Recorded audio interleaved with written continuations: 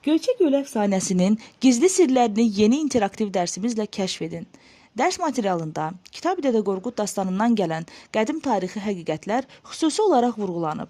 Bu dərs şagirdlərə Göyçənin əzəli Azərbaycan torpağı olduğunu məntiqi sübutlarla və 3 böyük həqiqət vasitəsilə öyrədir.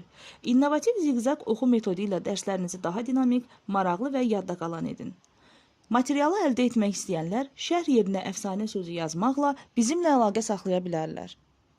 Ah Göyçəm, Göyçəm, Dədə Qorqud yurdunda əfsanəvi diyar, buz bulağın sirri ilə göl olan bir məkan, igidlərin qanı ilə suvarılan torpaqlar, qəlbimizdə yaşayır o unudulmaz anlar. Yaşa ey Göyçə Azərbaycanın qədim mahalı, qaydacağıq sana, bu bizim son